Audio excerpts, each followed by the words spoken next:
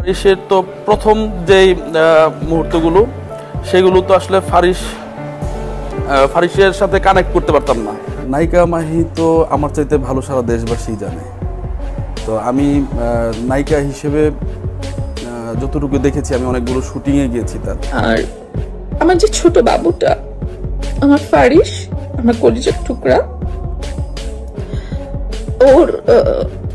ওকে নিয়েও যখন আপনারা অনেক উল্টোপাল্টা কথা লেখেন, আপনারা অনেক রকমের অনেককে বাজে কথা লেখেন ছোট বাচ্চাটাকে। সে যা করতে অভ্যস্ত ছিল না, যেগুলো পছন্দ করতো না। বছর 3 আগে দ্বিতীয়বার বিয়ের মালা গলায় পড়েছিলেন চিত্রনায়িকা মাহিয়া মাহি। 2021 সালের 13 সেপ্টেম্বর গাজীপুরের রাকিব সরকারকে বিয়ে করেন এই চিত্রনায়িকা মাহিয়া মাহি। তাদের ঘরে ফারিস নামে 1 বছরের একটি পুত্র সন্তানও রয়েছে। কিন্তু এই বিয়েটাও টিকছে না এবার মাহিয়া মাহির।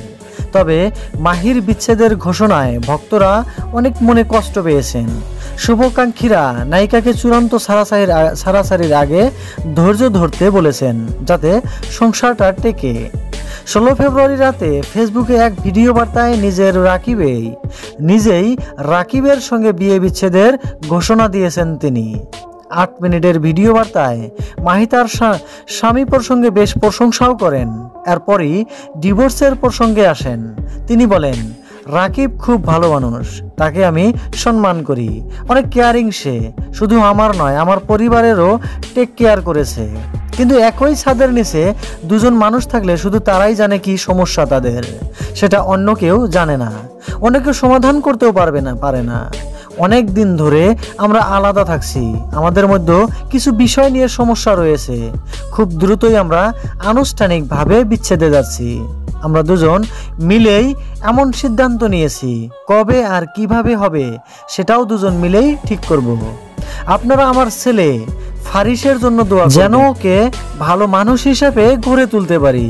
তবে রাকিবের এত প্রশংসা করা সত্ত্বেও ঠিক কী কারণে তার সঙ্গে বনিবনা হচ্ছে না, সে বিষয়টি স্পষ্ট করেননি মাহি। বিষয়টি জানাতে চেয়ে তাকে একাধিকবার ফোন করা হলেও তিনি কল রিসিভ করেননি। এদিকে সোশ্যাল মিডিয়ায় মাহি বিচ্ছেদের ঘোষণা দেওয়ার পর ভক্তরা তাকে ধৈর্য ধারণ করতে বলেছেন। একজনে লিখেছেন, সবর করো শোনাবন।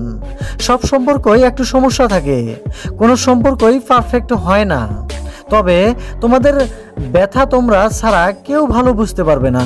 যাই হোক, নিজেকে শক্ত রাখো, সময় নাও, আরেকটু সময় নাও, ইনশাল্লাহ সব ঠিক হয়ে যাবে।